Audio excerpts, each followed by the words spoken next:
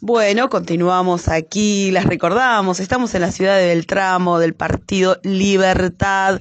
Bueno, y ahora estamos aquí para contarles que nos visita Ana Tifur. Ella es secretaria general del gremio sindical de los docentes, que tiene un doctorado en educación, pero bueno, vamos a darle la bienvenida y que nos cuente allí de primera mano cómo está todo esto. Bienvenida, Ana. Hola, ¿qué tal? Buenas. La verdad que para mí es un gusto que me hayan invitado acá a la radio.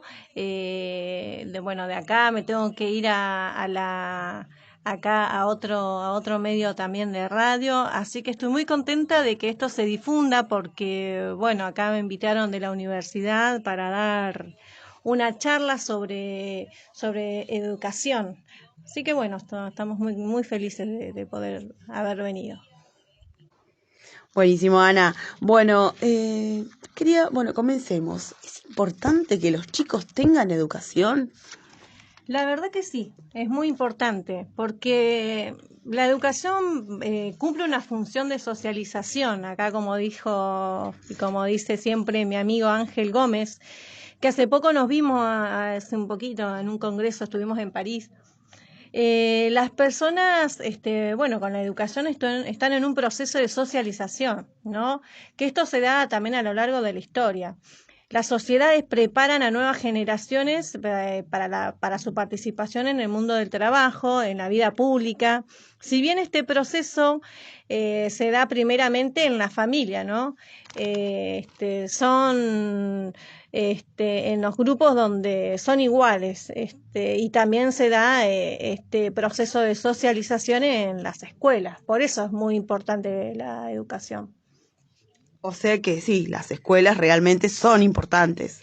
Sí, sí, claro que sí. Y aparte, bueno, como te decía, no es la única.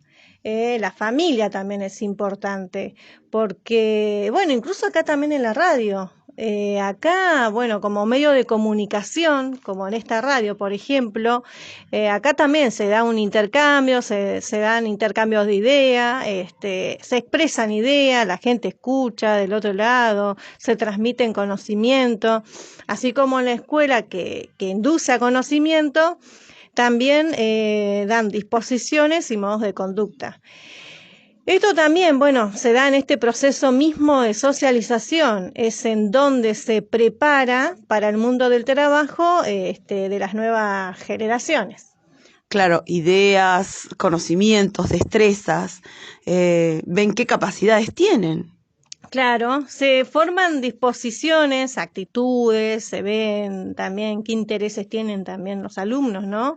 Y también se dan pautas de comportamiento, obviamente, ¿no? Eso que se da en las escuelas. Forman ciudadanos. Exacto, preparan a las personas para incorporarse a la vida adulta y pública. El otro día nos visitó nuestro querido amigo Enguita. Enguita, sí, sí, sí, lo conozco, un tipazo. Él decía que hay requerimientos contradictorios a los procesos de socialización en la escuela.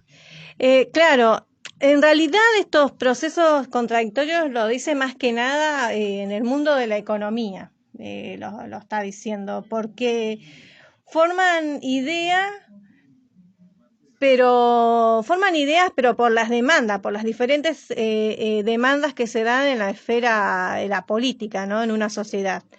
Esto, más que nada que por eso lo dice, ¿viste? Lo importante es saber ustedes para qué educan, ¿verdad? Claro, sí, sí, es algo muy necesario.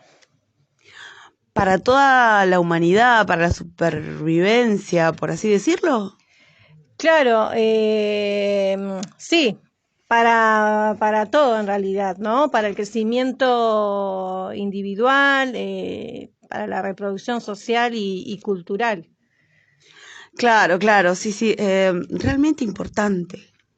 Sí, bueno, en realidad para la supervivencia no sería lo único importante, ¿no? Pero sí, es importante. Hablando en realidad si estamos hablando de un ser social, de un ser que está en democracia, con todo lo demás lo rodea, ¿no? Hablamos también de vínculo, de relaciones, bueno, de todo De un poco. poder también. Claro, claro, pero no el poder como algo bueno o como algo malo. En realidad el poder siempre va a aparecer, ¿no? Es necesario incluso, por así decirlo. Mira, yo recuerdo en mi experiencia como alumna, ¿no? En la escuela primaria que teníamos un docente que nos hacía sentar a todos en filita y separados de a uno. Había un alumno, un hombre, y al lado, atrás, diríamos, en la misma hilera, una mujer, un varón y una mujer. No podíamos hablarnos entre los compañeros. ¿Por qué? Porque estaba como prohibido. El docente era como el que estaba y era la autoridad y nadie podía cuestionar nada. Ni siquiera se podía ir al baño, imagínate vos. Y si te encontraba que estabas charlando con algún compañero, te tiraba con la tiza, como haciendo, viste, presta atención. Recuerdo esa experiencia de cómo eran a veces los docentes de antes, ¿no? A ustedes, personalmente te pregunto, ¿te quedó esa enseñanza que les daba ese docente? Sí, en realidad no sé si tanto la enseñanza, pero sí recuerdo esa experiencia como una manera de que el docente, como ese poder que tenía, ¿no?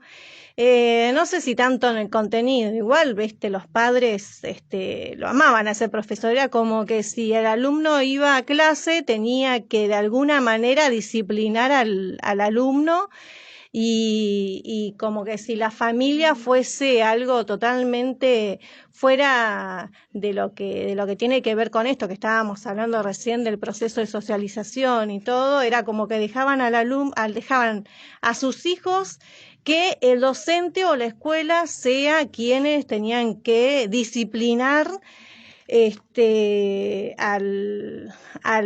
¿cómo es? Al alumno. Yo creo que en ese momento sí se les daba poder a los docentes, pero también se puede dar poder en una escuela en democracia, diríamos también, ¿no? Que pone en práctica y está enseñando a ejercer el poder, pero de una determinada manera. Cuando se promueven a los alumnos a que tengan ciertas conductas o no, o cuando se transmiten ciertos saberes o no, o cuando se selecciona una población para el aprendizaje de ciertos contenidos, se toman también decisiones de poder. Eso es también socializar dentro de un orden determinado. Y también del desorden. Claro, bueno, sí. Esa persona también vive inmersa en todas las contradicciones, en todas las divisiones y dilemas del poder, ¿no? En síntesis, la educación es una práctica social y es una acción. Tiene mucho que ver como el educador, educadores, o sea, su formación y de qué manera transmite el conocimiento, ¿verdad?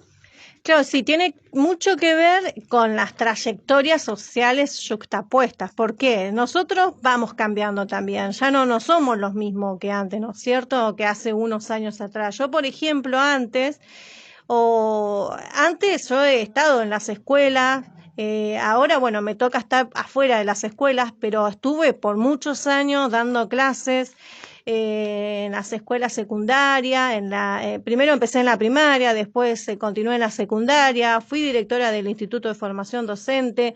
Uno va adquiriendo experiencia previa. Y los alumnos.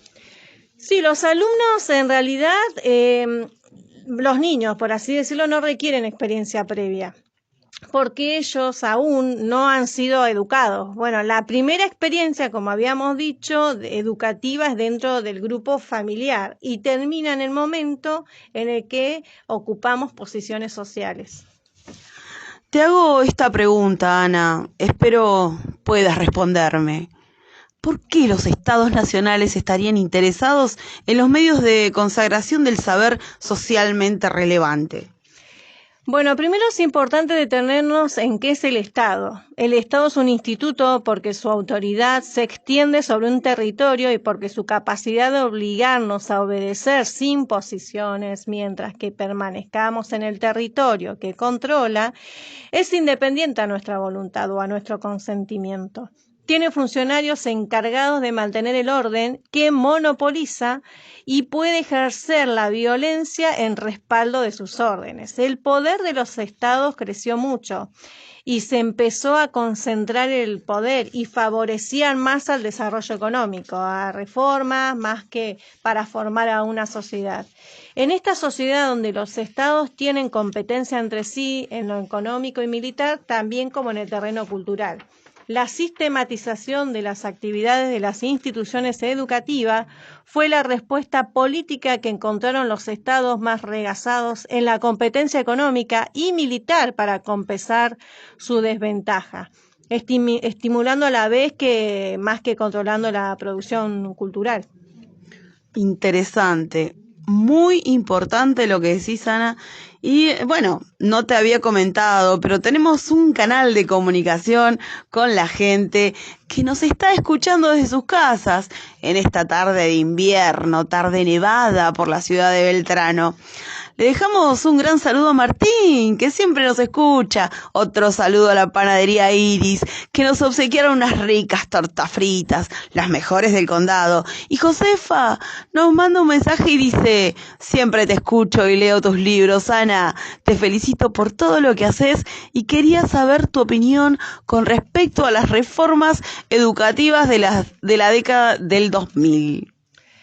Bueno, eso, la de las reformas educativas, tiene que ver con la ampliación de derechos, de experiencias nacionales y consolidación de nuestras formas de regulación.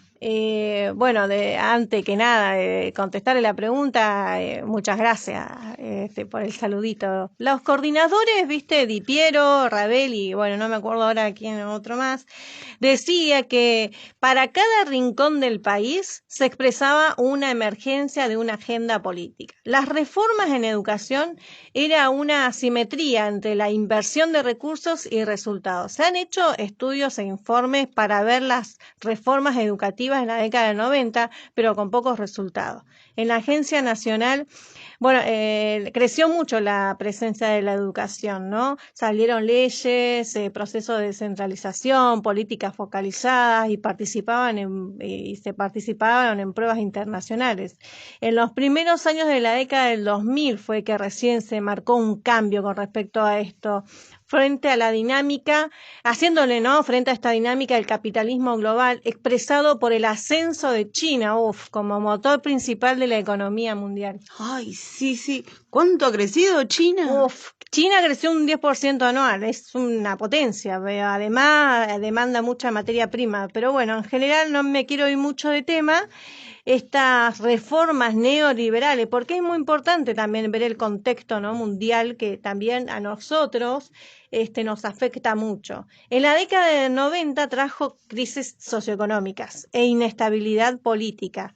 A lo que voy es, para tampoco explayarme tanto, el Estado comienza a tener un rol más intervencionalista y que, por así decirlo, mejoran las condiciones de vida de la población. Por eso las reformas educativas de la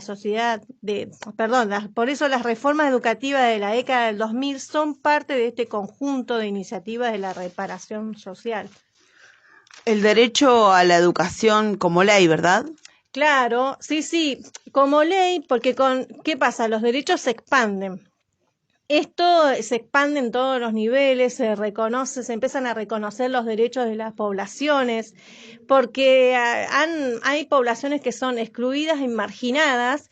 Entonces lo que hace esta ley, que es la ley 26.206, lo que hace es incluir, ¿no? Antes habían sistemas que no articulaban los planes de estudio, sino que trabajaban de manera no se articulaban entre sí. cerraban escuelas técnicas, incluso yo tuve que, cuando trabajaba en una provincia y también me tenía que ir a otra provincia que quedaba cerca a trabajar, me quedé sin trabajo porque en una provincia podía tener ese puesto, me iba a otra provincia y ese mismo puesto que tenía no existía. Entonces lo que se hizo con esto es unificar. La ley es prioridad. El Estado debe garantizar este derecho como responsabilidad mediante el financiamiento educativo. Sin embargo, bueno, sigue siendo evidente la presencia de desigualdad, por más que esté esta ley, tanto en la inversión como en la calidad de la oferta educativa, la cual suscita el abandono en estudiantes de estratos medios y bajos de la sociedad. Ana, muchísimas gracias por estar hoy aquí con nosotros. No, gracias a ustedes, bueno, y un saludo para toda la audiencia y nos vemos en la universidad que vamos a estar dando una charla sobre educación. Ana Tifur en los estudios de la radio, secretaria general del gremio sindical de los docentes. Nosotros nos vamos y nos encontramos en la próxima. Muchísimas gracias.